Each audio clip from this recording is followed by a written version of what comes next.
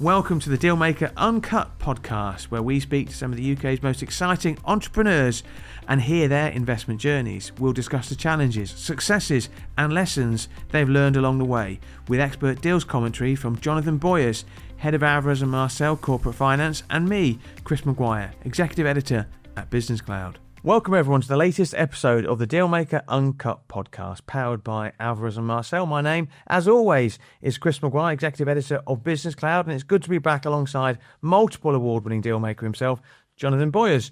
Jonathan's been involved in deals totalling £5 billion during his long and illustrious career, and he's a Managing Director and Head of Alvarez & Marsal's Corporate Finance practice in the UK. Welcome, Jonathan. You're looking great. Thanks, Chris. Delighted to be back doing the podcast. Absolutely. We've got to keep our dear listeners happy. Now, before we introduce our guest, a quick shout out to What Media, who produce the Dealmaker Uncut podcast. They're the kings of video creation, and we're delighted to be working with them. In the first part of today's show, we're going to be interviewing our special guest. You're going to say who that is in a second. After that, we'll have a little break. We'll give our reflections on the interview before you, Jonathan, lean on to your 35 years of working in corporate finance to answer some listener questions. So let's put our listeners and the viewers out of their misery. Who are we speaking to today? Well, today I'm really pleased to be speaking to Matthew Scullion. So Matthew is the award-winning CEO of the Manchester-based tech unicorn Matillion. Welcome, Matthew. Thank you very much. It's lovely to be here. Looking forward to the conversation. Matthew, I'm going to kick off with a couple of easy questions before Jonathan goes into the real deal-making stuff. So you founded Matillion in 2011 with your co-founder, Ed Thompson. You now employ 500 people in Manchester and Denver, and more recently Hyderabad in India. You've got a turnover approaching about 100 million US. So in very, very simple terms, just explain what Matillion does. Yeah, happy to. So Matillion's a software company. We manufacture a platform of software technology products, and our mission is to eliminate friction in the way businesses use data. Long story short, the world and industry and most organizations are awash with data, but the challenge is making that data business ready and useful to derive insight from it and power AI. I think you, Chris, at least have heard me say before, it's a little like refining steel from iron ore. We have lots of iron ore in the world, but before you can do interesting things with it, you have to refine it into steel. And we make software technology that does that refinement process, but for data. Great. I meet lots of business owners, lots of CEOs as well. And, you know, there's a difference between the businesses that are doing okay and the ones that fly. And in the world of tech, it tends to be the ones who create their own software. So your business founded in 2011, doing quite nicely, thanks very much. 2014, 15, you decided to make your own software. That was the pivot, that was the game changer. So just explain that decision and what difference it made to Matillion, the company.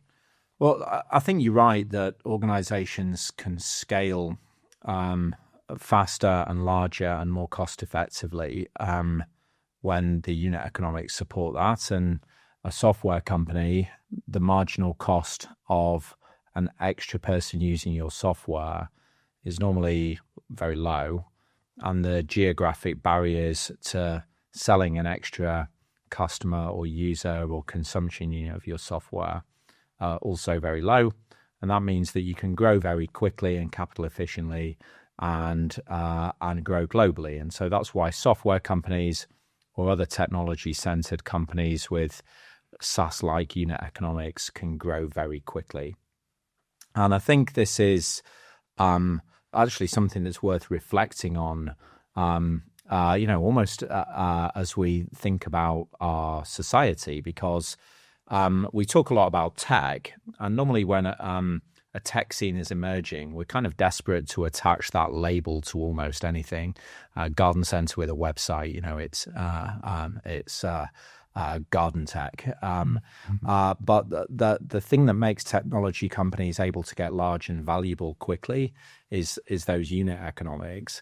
And if you look at the difference between economic growth, like zooming right to the other end of the spectrum, in the US versus the UK over the last 15 to 20 years, the gap is really tech companies, the quality of life, and the personal disposable income of every American citizen has gone up more than ours here in the UK, the gap is mostly tech, and it's because of those scalable unit economics. So bringing that back to Matillion, you're absolutely right, Chris. We started off as a solutions company, really. So we had to do work every time we sold a new customer deal, but we were on the right sports field, I think. We knew we wanted to be at the intersection of two technology megatrends, cloud and data, and those were true on the first day of Matillion in 2011. They're true today. We put ourselves in the right kind of sports field, but we weren't yet an ISV, an independent software vendor, a company whom once you've built the software, you can sell that marginal unit of it anywhere in the world and very cost effectively, which is what allows you to get very big. Great. Interesting. So can we just talk about raising investment? Yeah. In 2021, you raised $150 million through a Series E funding raise, which was led by General Atlantic. Now, I think that took the total amount that you've raised up to $310 million, and there was a valuation placed on the business then at $1.5 billion. So now I think that must have been the seventh raise, was it, that you'd done? But you'd done a series of raises, and obviously you now have a share register, as I can see, that is a who's who of technology investors. I'd be really interested to hear your reflections on the not just that last fundraising, but on the various fundraisings before, and the things that you encountered along the way. Because a lot of people will be looking at earlier stage fundraising than that, and they'll look at you and think, "Gosh, that is the dream outcome, to end up in a position that you've not finished yet, but end up where you are." And it would just be good if you could just talk about that. More than happy to, and thanks for asking the question, Jonathan. If I'll start at the end if you want, because I agree with you that a lot of people would say that's the dream outcome, and I would immediately say to them that is completely wrong. It's not an outcome at all. It's purely a fuel to drive the growth in your business, and I sort of make that point a little bit passionately because I did catch myself actually. Capital serves entrepreneurialism, not the other way around. The idea isn't to raise money. You raise money to fuel the idea, but I think your way of describing it is entirely understandable, because that is what everybody says. They're like, "Oh, I want to be a unicorn. I want to raise capital." But no, those things are byproducts and they're fuel. They're things you can do once you've created sufficient momentum and value, and they're things that you do in order to create more momentum and value. So always like to be super clear on that point. Also, I think it's very common with all of us, isn't it? Maybe we're looking at an athlete or a sports team or a business. We see the beginning dot on the curve and the end dot on the curve, and we assume the line between the two is straight, and it isn't. There's lots of ups and downs. The overnight success of Matillion that so far has only taken 14 years, and we've had 5 major institutional fundraising rounds. Series A, B, C, D, and E, I suppose. A couple of strategic investments, although those are more for business synergy reasons. And of course, it all got started with where it so often does with business building, with so-called friends and family or angel rounds. But we've also had occasions on the way where we've thought about raising money and decided that we weren't able to because we didn't have the numbers or progress. There's been times along the way when we thought we were able to and then didn't get it away. So there's lots of oscillations on that journey. In summary, Jonathan, when we started the business off in 2011, and Chris kindly name-checked my co-founder, Ed Thompson. There's actually 2 co-founders of Matillion. There's 3, myself, Ed, and a gentleman called Peter McCord. Peter is not only my particular friend, but I'd been my boss in a previous company, and he had 2 business partners, Vicky and Simon. They're now sadly late, Simon. But I approached those three people, and they'd spent a number of years working with me. I showed them a business plan They told me years later, we didn't really believe the business plan, but we thought you might make something of it. And they invested the seed capital, if you like, the seed round. That was into that Gen 1 business, that solutions business. And that was, if memory serves, about £750,000. So I suppose about $1 million, although it was chunked. So it didn't all turn up on the first day. Also, we weren't a software business on the first day, so the capital profile is different. It took us about 6 months of that initial business to have something that was ready to sell. And I think we got our first revenue on kind of month 7 or 8. So that's what I was trying to fund. But yeah, £750,000 sterling, kind of in the friends and family or angel stage. And then our first institutional round came after launching our software product. And we could see that we were racing towards getting some strong product market fit. We could feel that kind of sensation of the market trying to tear our products out of our hands. We'd launched our software product, Matillion ETL, as it was then, in October of 2015. And by the time we were trying to raise money in the late spring of 2016, we could already see the revenue profile was about 2/3 US based, about 1/3 non-US.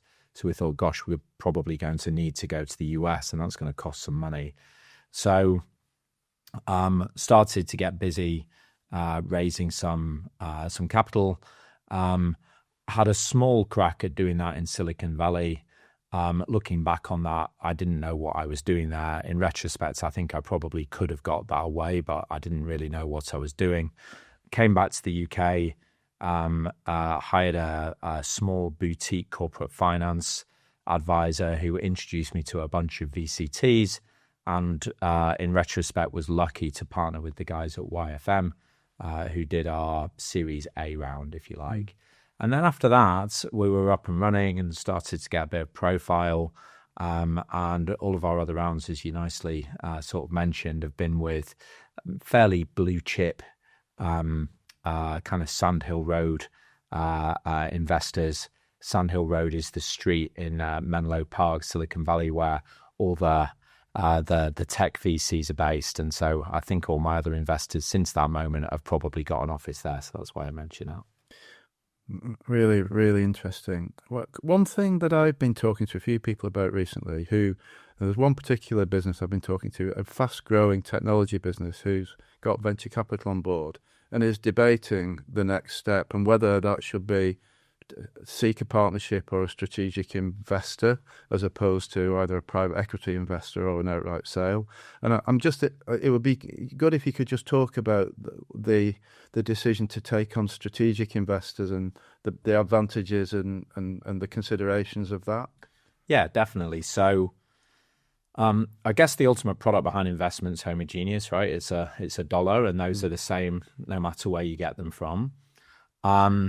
So you also have to consider what else you get, puts and takes, when you take money from someone, or if it's raising money through equity, when you sell part of your business to someone to raise money. I always think it's worth clearly thinking through that language as you do it, and that's what you're doing.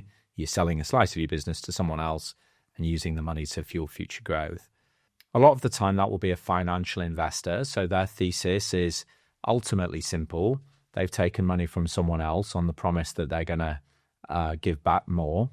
They're going to make the best possible decision they can make to use that money they've been given to buy a slice of a company that they think is going to go up in value. So when they say no to you, I always think it's worthwhile remembering that. They're the custodians of other people's money. They've promised to make that money worth more, and they're making a judgment on whether they think you will make them more money or not. So most investment is in one way or another financial investment, and in one way or another it's a variation on that theme. Strategic investment is different because it's raison d'etre. The thing at the heart of it isn't necessarily about making a financial return for the investor. It's more about fueling a strategic advantage, a partnership. So making up an example, if I was a large car company and there was an up-and-coming in-car technology firm, I, as the car company, might choose to invest in that firm because it will make it easier for us to partner. And it's also worth remembering, because once I've invested, I get some shareholder rights that allow me to see a quarterly earnings report and probably give me some privileges to buy the company before anybody else if they want to. So as that big car company, it might be quite useful to know what's going on at this little technology company and to have to always be at the front of the queue to buy them if that ever becomes useful to you. For the little company, of course, it's really useful to say, hey, Ford or Mercedes or BMW is an investor, makes them sound really good. And it probably makes it much easier to go and talk to the appropriate customer in whoever it was that invested them, Ford or Mercedes, whatever, to go and talk to them. And so that's what underpins strategic investment. It's the ability to get business done. The big guy does it to build his or her ecosystem and to get insight and the ability to partner more resonantly or acquire the up-and-coming technology firm. So it's kind of like a version of R&D. And the little guy normally does it for the brand prestige and the ability to partner with that bigger company. So I have 3 strategic investors. One of them is a company called Snowflake. And it just so happens the majority of my customers are also Snowflake customers. So it makes real sense for us to hang out together and have that intimate partnership. The second one is a company called Databricks. Exactly the same. My non-Snowflake customers are mostly Databricks customers. And then the third one for me is actually a bank. It's the bank Citi. In the kind of prior pre-cloud generation of the sort of technology that we build, Citi were the biggest customer of my competitor and of the second place competitor and of the third place competitor all at the same time. So they were the world's biggest customer for what I do. And therefore it seemed to make sense to strategically partner. Does that make sense? Yeah, it does. So very often going through that, any funding round, there's normally an impact on the control that a CEO will have on the business. Investors want to introduce various checks and balances and controls. It would be good to know. I sense that you've retained a large degree of independence in your business, despite having several different venture capital, private equity, and strategics. Could you just talk about how you've managed to negotiate your way through keeping control of the business through all those fundraisers? Well, I can't really talk about the boardroom dynamics. Okay, so of course. But I can talk about the concept. Yeah. And yeah, you're absolutely right. Every new investment round, really what's happening, and I think, again, for the purpose of the podcast, it's just worth talking about the core physics of what happens with investment. Ultimately, you tend to be raising capital because you want to invest in something in your own business. Maybe you want to hire some software engineers to build some product. You hire the engineers and start paying them straight away. It takes a while to build the product. Then it takes a while to sell it, then you start getting the revenue back. So you need capital to cover that gap. That might be a reason why you're raising capital. Same for a sales team. You don't hire the sales guy on the first day and he closes a deal, alas. So if you're growing fast and building out a go-to-market team, you need capital to cover that. So if you're doing an equity raise, as I know you know, Jonathan, what you're doing is you are selling part of the company to raise that capital so you can go and buy those salespeople or buy those software engineers. And the reason I just wanted to be clear about that is that sale event of part of your company, the person that buys it, the investor, they tend to get their own terms as they get ownership of your bits of your company. So Series A, Series B, Series C, they tend to be the smaller round, then the slightly larger round, then the slightly larger round. But behind the scenes, they're actually a class of shares. And it's basically saying, hey, you've bought 10% in my company, and to say thank you for that, or as part of the deal, you get some particular privileges. And some of them might be tied to your 10% of ownership, or some of them might be special privileges that kind of trump everybody else. And so by the time you got to Series E, you've got a bunch of people that own those so-called preferred shares. And the sort of things that are in the preferred shares are, well, first of all, you get the right to a board seat. So if you own some shares, you get to join the board. And most CEOs of venture-backed businesses can be fired by their board. In fact, I would argue that is one of the principal roles of the board. It's at the end of every board meeting to decide whether to retain or fire me.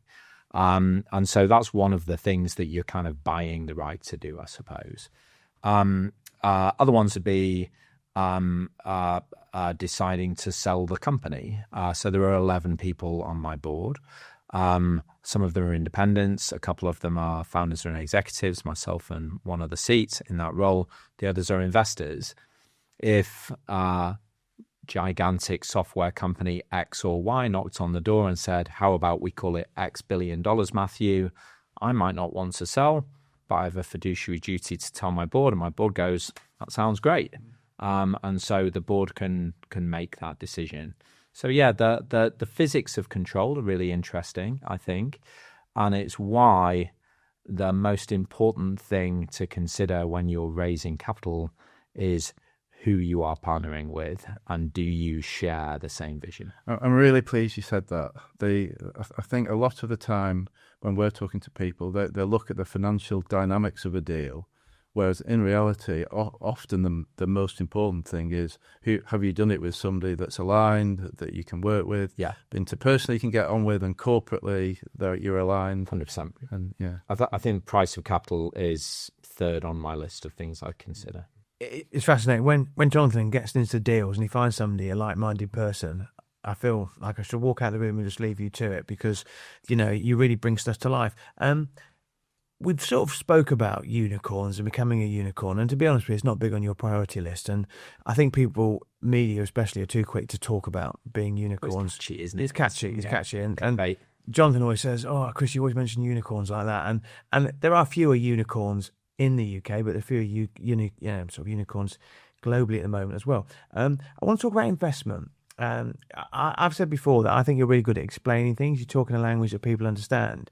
And in the media, we quite often talk about people complaining about their inability to raise investment. You just touched upon, with Jonathan, how much money that you've raised. And you used a really good analogy, and you said it's a bit like somebody who doesn't get onto an Olympic running team, and they turn around and they say, this is outrageous, I can't get onto this Olympic running team. And they say, but Chris, you run 100 meters in 23 seconds. That's why.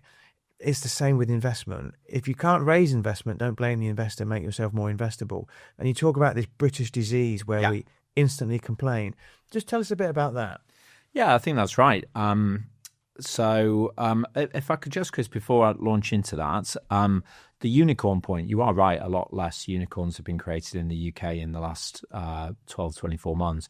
I always think it's worth remembering it's almost another part of the British disease. We beat ourselves up, don't we? A lot less unicorns have been created globally.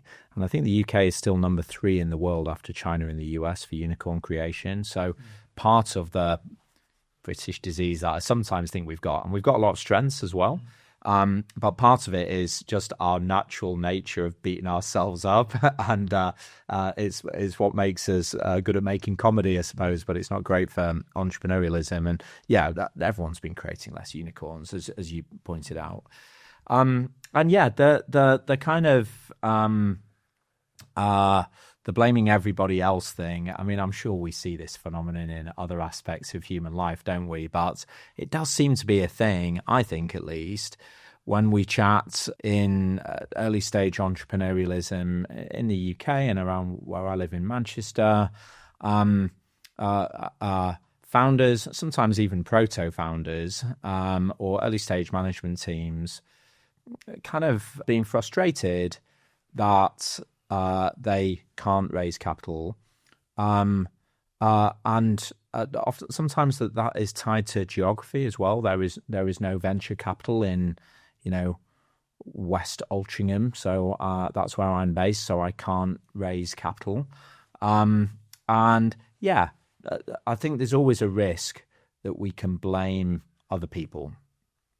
A guy from Goldman Sachs once said to me, I thought brilliantly, he said, where you IPO is really important. But if you're Stripe, you can IPO in Timbuktu, and investors will turn up to your earnings call. And what it means by that is, if your company's good enough, the investor will get on the phone or get on Zoom or get in the car or get on a plane to come to see you. And it's all the same kind of axis of conversation. I think it's just, the perception versus the reality. We are often preoccupied at venture capital or valuation as the goal, and it's absolutely not. It's just the side effect and the fuel. And we often perhaps worry about the availability of capital rather than worrying about building an amazing business. If you've got the amazing business, the capital will take care of itself. And I speak from experience here. This isn't sort of, we did it, so everybody else is all right. I've tried to do plenty of fundraising rounds that I've not gone away. And it's because we weren't good enough. We came back to the office and we got better, and then we tried again, and then we got them away. So that's what I mean. I heard a good story about Steven Gerrard, the Liverpool captain, former Liverpool captain, England legend, and he was recognised as being probably the best midfielder of his generation. And what was the reason for his success? And they were talking about the wealth that has come along with that. And he never spoke about the money. He always said, "I want to be the best footballer I can be. I want to be, I want to be the captain, the team, the person in which Liverpool is built around." And the money and the riches and the wealth and the fame that came with it was a byproduct of his success as a footballer. And they were using that as an example of footballers who want to be millionaires. They want to drive fast cars. They want to have, the trappings of wealth, but they lose sight of the fact they want to be the best footballer. And I look at your story about what you want to do at Matillion. You don't want to raise money. You want Matillion to be a business that's going to change the world. And the investment and the rewards are a byproduct of that. Is that a fair analogy? Yeah, but apart from you almost paint it like that's a choice, but raising money doesn't make any difference to the wealth of the entrepreneur, right? It's like saying, do you want to buy inventory or do you want to be successful? Like when I say it's a fuel, that's not an opinion. Like it's actually just a fuel that you go off and spend on staff or marketing or premises. But I think the fundamental part of your observation there, Chris, is absolutely bang on. And it is the case that you speak to founders and CEOs and entrepreneurs across the spectrum, actually. And it's reasonably common that their goal is an outcome-style goal. The word exit is used a lot. The word unicorn is used a lot. The word raise capital or phrase raise capital is used a lot. But for me at least, the outcome has to be something that's not a measure of finance. You set up a business, I think, to change the world in a small way, to make planet Earth just spin on its axis slightly different and slightly better. And in doing so, be proud that you've built something beautiful and that you've made a dent in the universe bigger than yourself. That's what Steven Gerrard, I guess, was talking about with his football, and I think that's what drives entrepreneurs and founders. And the other stuff is a fuel and a byproduct. That's something that I think really helps to keep in mind as you think about your business building journey. So you mentioned earlier that what might happen if somebody came along and put an enormous price tag on the business and wanted to buy it. When you look at your vision for the business, does it include a sale of the business at some point, or I'm just interested in there's always the possibility that could happen, and I wonder what your view of that and how often people around the board think about it. So some companies think about it all the time as the objective, as you say, but British companies think about it all the time. It's this is a night and day difference. Really lucky as I've kind of been on my journey over the last few years, which I hope we're still just in the first few laps of. to, of course, meet a bunch of other CEOs in Manchester, where we're headquartered and I live, across the UK and across the US. Now, I'll say this next thing like it's a universal and universally accurate rule. It's not. There's plenty of exceptions that prove the rule both ways. But in general, I only ever hear the word exit in the UK. I don't hear it in the US at all.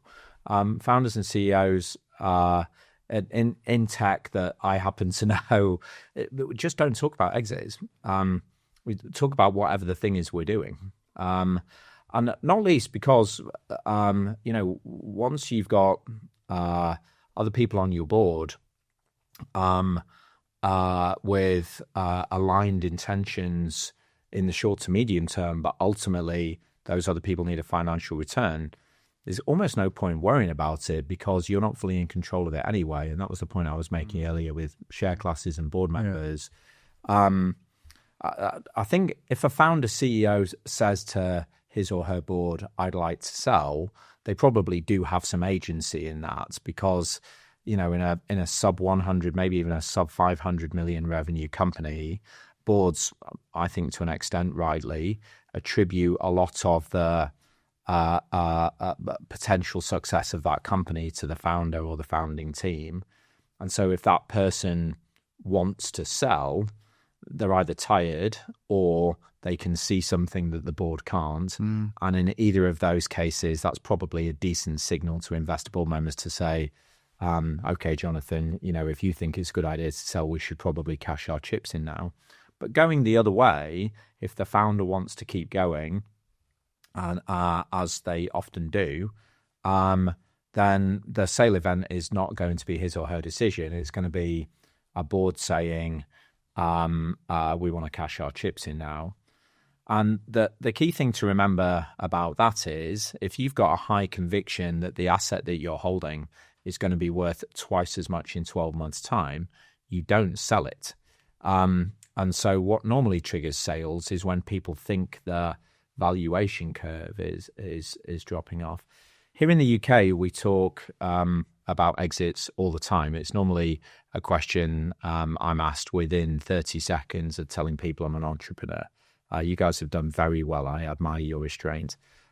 I would say, and this is a bit of a punchy Matthew sort of thing to say, I would say that's why there are no very big businesses created here, because we all spend our time talking about exits. It's impossible to build something big if you stop before you've done it. Interesting. Mindful of time, what we do, we discuss beforehand, we put some questions on, and then the conversation takes us where the conversation takes us. Have you got any questions you want to ask Matthew before we I've got move on? The one question that just occurred to me when you were talking. So the business has now got a big presence in the US as well. And you talked about the different dynamics, people saying different things from the US to the UK. There's a lot happening in the US at the moment. I was just wondering what your reflections on the whole doing business in the US would be. I mean, quickly I'll say, I think before we sort of dive onto the the Donald and all that sort of thing, I think we have so much latent opportunity here in Blighty, in Manchester and across the country, because there's nothing magical in the US in terms of how the raw materials used to build business. We have a lot of capital in the UK. We have a lot of skills in the UK, comms infrastructure, legal system. We all speak English. People generally speaking like us.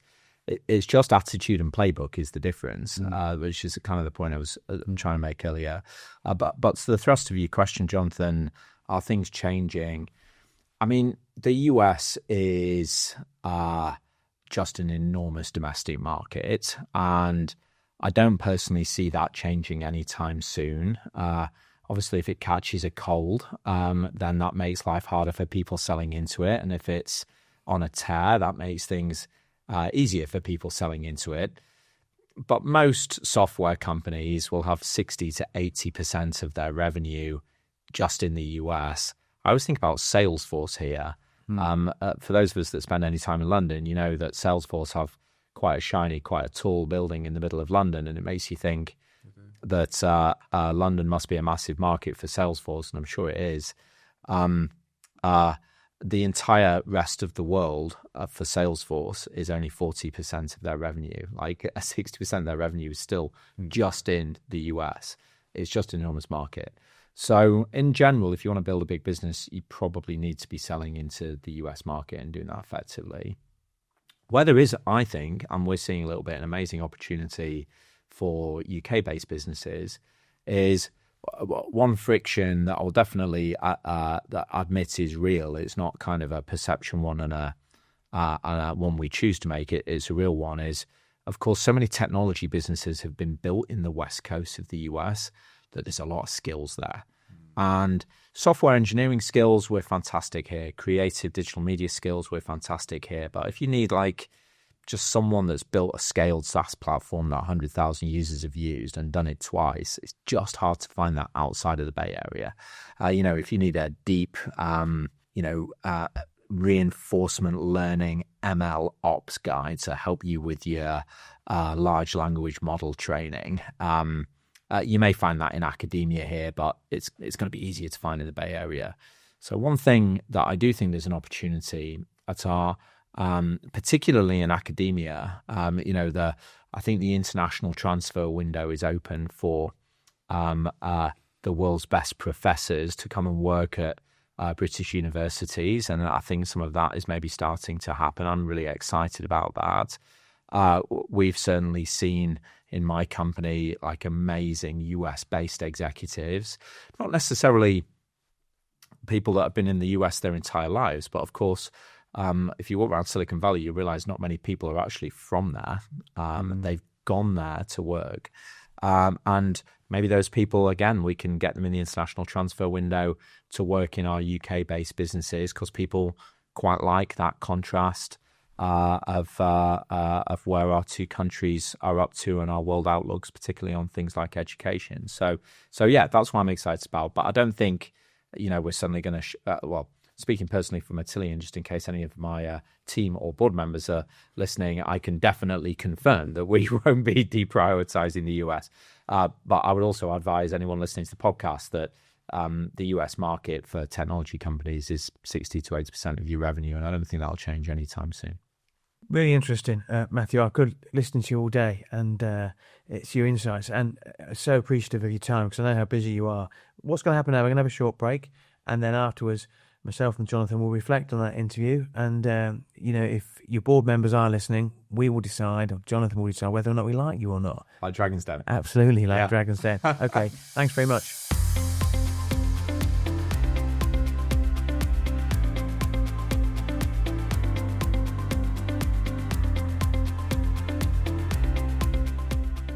So welcome back to the second half of the Dealmaker Uncut podcast. We've just interviewed Matthew Scullion, CEO of Matillion. What do you think of him, Jonathan? Well, what a great guy. I suppose the thing that I noticed most is just his focus, as he articulated a few times, his focus on developing the business. And he talked about the sort of investment and the corporate finance aspects of what he's achieved, which is quite remarkable. But all that has been done effectively to fuel and the vision that he's striving towards, and I just think that came through really strongly, as well as a strong view about the way that the UK could probably drive businesses, emerging businesses, faster and harder and maybe longer. So I think those 2 points came out to me really powerfully. There's a standing joke at Business Cloud Towers. If somebody wants to offer us £10 million, I'll sell it. And incidentally, if anyone's listening who wants to buy Business Cloud for £10 million, we would sell it, myself and Jonathan. But the point he makes is that we spend so much time in this country talking about exits, and ultimately a lot of your work is around exits as well. Mm-hmm. But I think when you get somebody like Matthew and becoming a unicorn, there's no navel gazing with Matthew. He doesn't see it as, well, look at me, I'm a unicorn, I'm really rich, I'm this, I'm that. He's got this passion at the age of 46, which he's always had, that he's only just got started. And look, the US market far better than I, but that sort of makes him almost more American as a tech entrepreneur than probably his UK counterparts. Would that be fair? Well, he seemed to be very pro the UK emerging business community as well, though. So I just thought that was a great, really illuminating conversation. So this final part of the show, Jonathan, is a bit that we call Ask Jonathan, the clues in the name, where listeners or myself ask you any question they want. The question I would ask for our viewers on YouTube is, where do you get that shirt from? That shirt's fantastic.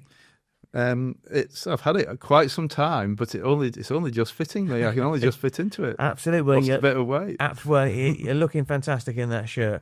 So first question is actually from me. I looked at a LinkedIn post that you did recently, and you described the M&A market as a bit of a curate's egg at the moment. So, in your opinion, Jonathan, which sectors are hot to trot and which ones are not? Okay, yeah. So I did say that, and I was just trying to refer in a lot of ways. There's lots of people interested in selling their businesses, and there's still lots of private equity money and corporate acquirers interested in acquiring. So there's a lot of dynamics to drive deals in the market. They are taking a bit longer to get over the line sometimes, and often you need to lean into issues to solve them to get deals done. So some sectors are harder and take longer to get deals done. Things like consumer sentiment can often be a factor that holds businesses back. But there are other sectors that are absolutely flying. The legal services sector is red hot from an M&A point of view at the moment. We've just completed something in technical services into the built environment, which you wouldn't necessarily have said would be a hot sector, but that was sold in. We ran a very quick process and achieved a great outcome on that. And we're seeing that sector is also really strong. But there's some of the traditional services, tech-enabled services, software, parts of healthcare. Where you'll always guarantee that you'll get a really well-attended auction. So it's just, if you've got a great business that's growing rapidly in one of these sectors, then you will be able to get a great outcome from a sale process. Even though there's some of the other sectors just take it's a bit harder to get them over the line, but deals are still getting done across the board. Next question. We've got listeners for the Dealmaker Uncut podcast all over the world, including in Denmark, very big in Denmark. This question is, I'm the founder of a business and I need to raise investment, but how do I avoid giving up too much control to the investors? Which I thought was interesting because you touched on that with Matthew earlier. Yeah, we did talk about it, and I did make the point then. Earlier stage funding, often the controls that that investors will require can be a bit lighter touch. Once we're moving into the larger private equity style investment, then the private equity investors do typically want a reasonable amount of control over certain key strategic issues. And those areas are negotiable and important to understand. And so, we made the point when we were talking to Matthew that often the financial deal that an investor is offering can be compared to, you could get 3 or 4 offers and you can compare the financial offers. But often the devil is in the detail around the control provisions, that what would happen if things go wrong, what rights the investor has to step in or to influence certain decisions. And I would encourage investors to look really closely at that aspect of the deal as well. And the final question for this episode of the Dealmaker Uncut is that I've heard that pitch index can make or break a pitch. What's your advice when it comes to putting together a pitch index, and how should I use them in a pitch? So pitching, obviously, producing the sales material is important. It's an important part of any fundraising or sales process.